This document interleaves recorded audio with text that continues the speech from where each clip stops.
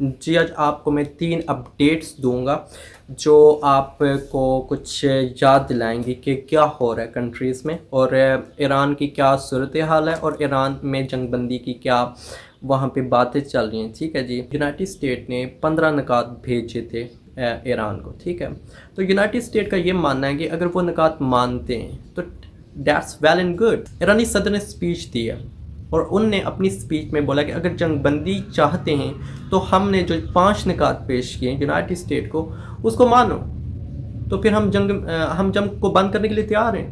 ہم میزائل نہیں بھیجیں گے ادھر ادھر، ہم میزائل نہیں بھیجیں گے مشرق وسطیٰ میں، آپ کے احساسوں کو نہیں تباہ کریں گے، آپ ہمارے 5 پوائنٹ مانو. تو اگر بات کریں یونائٹڈ اسٹیٹ کے 15 نکات کی، تو اگر ایران نے وہ 15 نکات مان لیے تو اٹس مینس کہ ایران ایک غلامی میں چلا جائے گا، وہ بچہ وہ غلامی میں چلا جائے گا. ٹھیک ہے. اور ایرانین کا کہنا ہے، مطلب اگر یہ کیسے مانیں گے، ان کی ہسٹری آپ لوگ دیکھ لو، یہ ایسی قوم ہی نہیں ہے کہ یہ غلامی کو مان لے. اور ان کے 15 نکات کو ماننا کہ مطلب ان کا غلام بن جانا، ان کے 15 نکات کو ماننا کہ مطلب وہ جیسا ہی بولیں گے آپ ویسا ہی کرو. آپ کے پاس ایک لمیٹڈ ایریا ہے، ٹھیک ہے، اس کے اندر جو کچھ کرنا ہے وہ کرو، لیکن کوئی ایٹمی پاور نہیں آپ کو ملے گی، کوئی ایٹمی بمپ نہیں بنانا، کوئی ایٹمی میزائل نہیں بنانا، کوئی ایٹمی ڈرون نہیں بنانا. تو لمیٹڈ ایریا کے اندر رہ کے جو کچھ کام کرنا ہے وہ کرو، لیکن اتنا پھیل کر کھل کے یونائٹڈ اسٹیٹ آپ کو الاؤ نہیں کرے گا. تو اگر یونائٹڈ اسٹیٹ یہ سب گیمیں کھیل رہے ہیں تو یو این او کی یہاں پہ پوری دنیا میں کیا ضرورت ہے؟ کیونکہ یونائٹڈ اسٹیٹ پورے جو کنٹری میں جو لا چلتے ہیں، یونائٹڈ اسٹیٹ اپنے لا چلانا چاہتا ہے، اپنے فوجی تنصیبات بنانا چاہتا ہے. تو یو این او کا کیا مطلب ہے یہاں پہ؟ اس کا مقصد کیا ہے پوری دنیا میں؟ بات ہے نا، یو این او کا جو کام ہے وہ یونائٹڈ اسٹیٹ کر رہا ہے. تو ایون یو این او کا کام بھی نہیں ہے کہ وہ ایران کو روکے کہ آپ ایٹمی یہ نہ کرو، آپ وہ نہ کرو، ادھر نہ جاؤ ادھر جاؤ، ادھر بیٹھو ادھر نہ بیٹھو.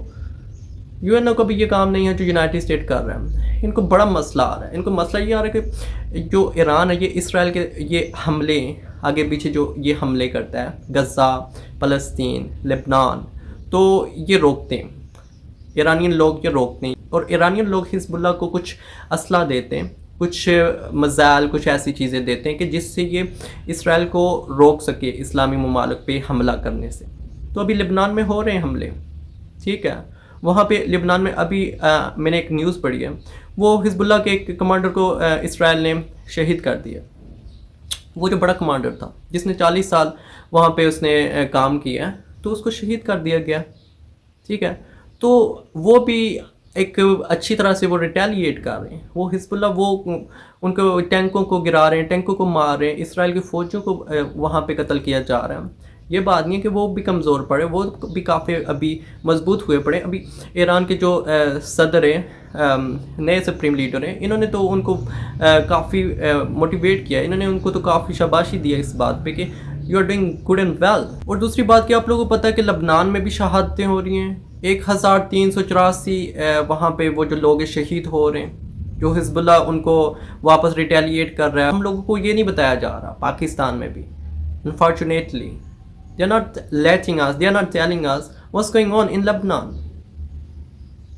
ایک کنٹری کو انہوں نے پکڑ لیا، تو بتاؤ پوری دنیا میں مسلمس کے ساتھ کیا ہو رہا ہے. You have to tell them. It's the responsibility of news channel. Okay, whatever, جو بھی ہے.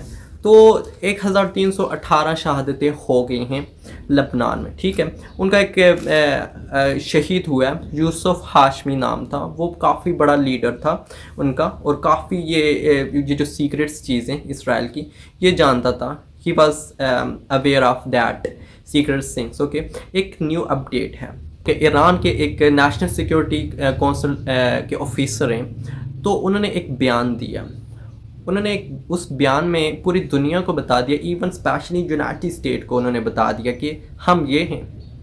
ٹھیک ہے، یونائٹڈ اسٹیٹ بولتا ہے کہ ڈونلڈ ٹرمپ صاحب بولتے ہیں کہ وہ ابنائے ہرمز نہیں ہیں، وہ ٹرمپ ہرمز ہیں، وہ اس کو ہم نے کھول دیا، پتہ کر دیا. اور کبھی بولتے ہیں کہ جسے آئل چاہیے تو وہ جا کے خود اپنی طاقت کا مظاہرہ کریں. اگر آپ نے واقعی میں اس کو کھول دیا تو جاؤ پھر سب کو آزادی چلے جاؤ. اور وہاں سے جہاز وہی گزرے کہ جو ساتھ ہیں ایران کا جو ساتھ دے رہے ہیں. ٹھیک ہے، اور وہ جہاز نہیں گزرے جو یونائٹڈ اسٹیٹ کا اور اسرائیل کا ساتھ دے رہے ہیں.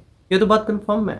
اور انہوں نے بیان دیا ایرانی نیشنل سیکیورٹی کونسل نے کہ یہ جو ابنائے ہرمز ہیں یہ اگر پوری دنیا کی بھی طاقت آ جائے, پوری دنیا بھی جمع ہو جائے, وہ بھی زور پورا لگا لے, وہ بھی اس کو نہیں کھول سکتے.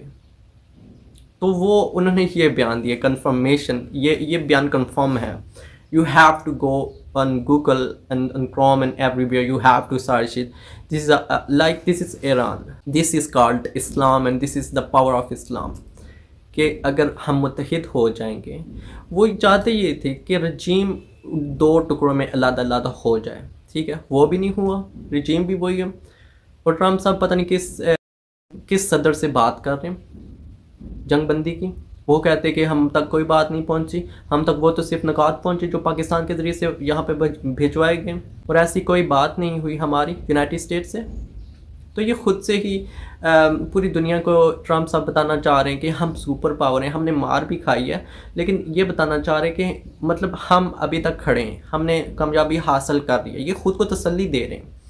جب وہ جنگ میں شکست ہو جاتی ہے تو خود کو تسلی دینا باقی رہتی ہے. تو یہ خود کو تسلی دے رہے ہیں کہ ہاں, اور پوری دنیا کو اپنا وہ جما رہے ہیں کہ ہم یونائٹڈ اسٹیٹ ہیں, ہم پاور ہیں تو پاور ہی ہیں, ہم اس دنیا کو چلاتے تو ہم چلائیں گے, پہلے بھی چلاتے تھے اور آگے بھی چلائیں گے.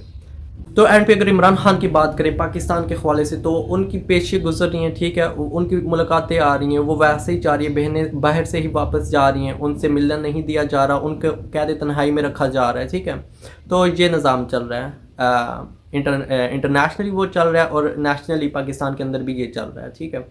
تو I hope so in the future کہ کچھ اچھے ہی پیغامات وصول ہوں گے عمران خان سے ریلیٹڈ. اور اپنا خیال رکھیے, دعا میں یاد رکھیے. تب تک کے لیے اللہ حافظ.